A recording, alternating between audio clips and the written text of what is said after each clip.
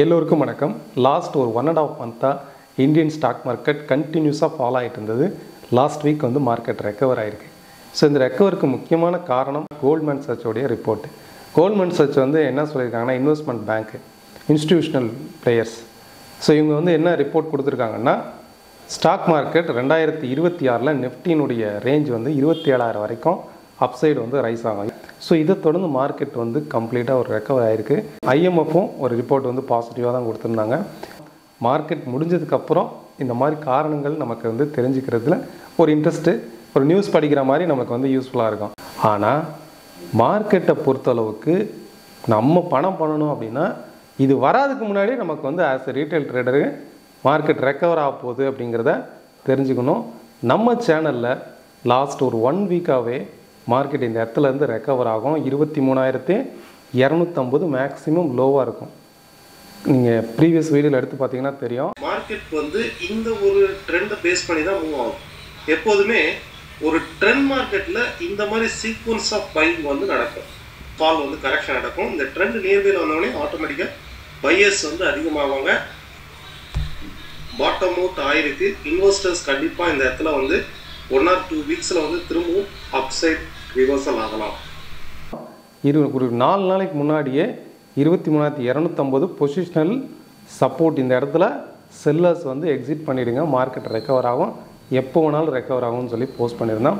Even though last 2 டேஸாக Ukraine Russia war தீவிரமடைஞ்சு, even ரஷ்ய அதிபர் புட்டின் வந்து நியூக்ளியர் நம்ம பயன்படுத்துவோம் அப்படின்னு அறிவித்தா கூட மார்க்கெட் வந்து கம்ப்ளீட்டாக ரெக்கவர் ஆகிருக்கு. ஸோ டெக்னிக்கலுங்கிறது எந்த அளவுக்கு ஒர்க் ஆகிருக்கு அப்படிங்கிறது உங்களுக்கு புரியும். இந்த வாரம் ஸ்டாக் மார்க்கெட்டோடைய மூமெண்ட்ஸ் நெக்ஸ்ட்டு எவ்வளோ தூரம் இன்க்ரீஸ் ஆகும், எந்தெந்த செக்டாரில் நம்ம ஃபோக்கஸ் பண்ணலாம், அதே போல் லெவல்ஸு, பேங்க் நிஃப்டினுடைய லெவல்ஸு, நீங்கள் கேட்டிருக்க ஒரு சில ஸ்டாக்ஸோடைய மூமெண்ட்ஸு, ஸோ இதை பற்றி பார்க்கலாம். Let's we see. ஸோ நிஃப்டியை டெக்னிக்கல் சார்ட்டில் நம்ம பார்க்கும்போது கரெக்டாக இந்த பாயிண்டில் இருந்து 24,263 அப்சைடு வந்து ரைஸ் ஆகிருக்கு. ஃப்ரைடே மட்டும் ஒரே நாளில் கிட்டத்தட்ட 600 புள்ளிகள் வந்து ரைஸ் ஆகிருக்கு. இது வந்து ஒரு ஷார்ப்பான ரெக்கவரினே சொல்லலாம்.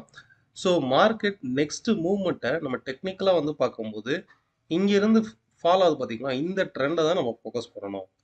அப்படி பார்க்கும்போது நெக்ஸ்ட்டு ரெசிஸ்டன்ஸ், இமீடியட்டான ரெசிஸ்டன்ஸ்னால் 24,120 24,130 இருக்கும். இதை இனிமேல் நம்ம வந்து இந்த ட்ரெண்ட் அனாலிசிஸ் படி, ஏன்னா ஃப்ரீக்வெண்ட்டாக பாருங்கள், இந்த இடத்துல மார்க்கெட் வந்து இந்த ட்ரெண்டை தான் ரெஸ்பெக்ட் பண்ணி ஒவ்வொரு முறையும் ட்ரேட் ஆகிட்டு இருக்கு.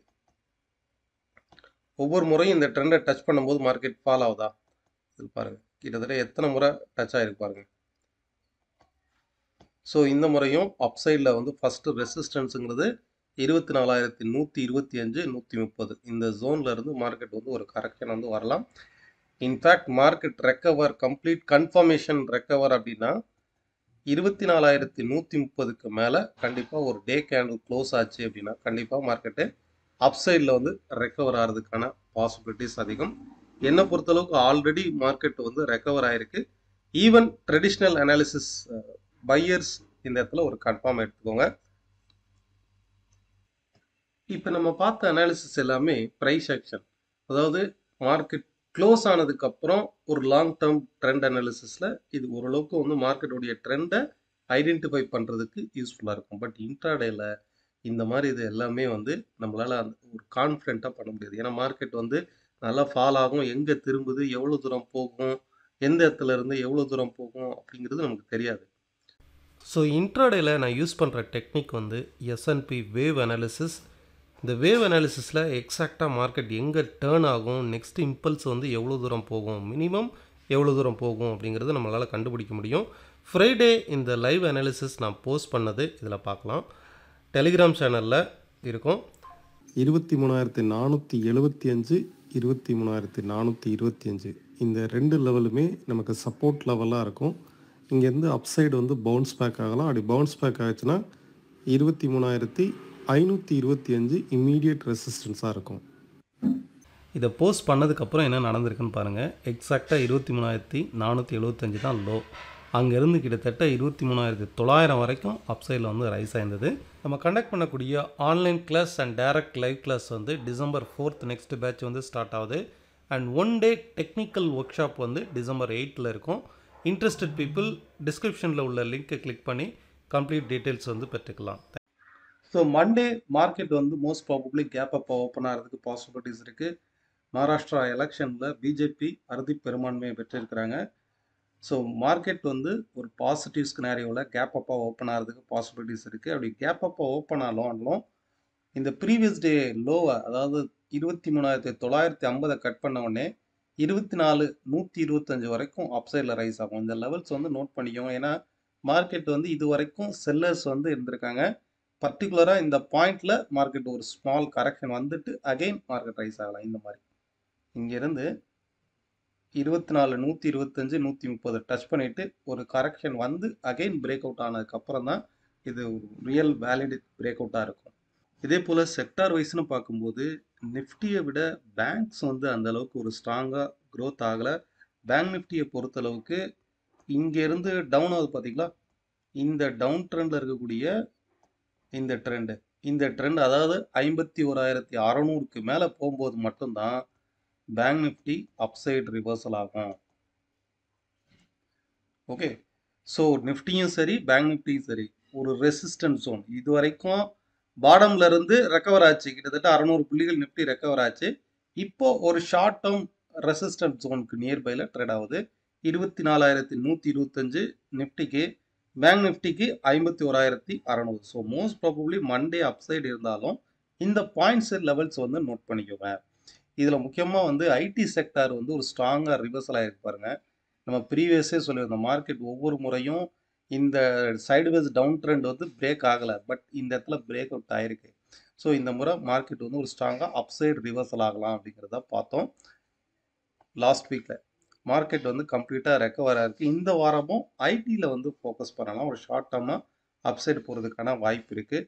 செகண்ட்னு பார்த்தீங்கன்னா ரியாலிட்டி செக்டாரில் வந்து ஒரு ஸ்ட்ராங்கான ரெக்கவரிக்கு வந்து பாசிபிலிட்டிஸ் இருக்குது. மார்க்கெட் வந்து பொசிஷனலாக சப்போர்ட்டிவ் ரீஜனில் இருக்கிறனால இந்த 2 செக்டார்லையும் ஃபோக்கஸ் பண்ணி பாருங்கள். ஆட்டோ செக்டார் கண்டிப்பாக பொசிஷனலாக செல்லிங் வீக்னஸில் தான் இருக்குது.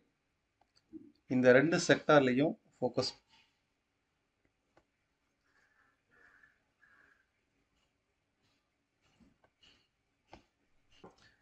ஆர்இசி லிமிடெட் இந்த ஸ்டாக் வந்து கமெண்ட்ஸில் வந்து கேட்டிருந்தீங்க. இந்த ஸ்டாக்கை பொறுத்தளவுக்கு ரீசண்டாக மார்க்கெட் வந்து ஒரு பிரேக் அவுட் நடந்திருக்கு இந்த இடத்துல.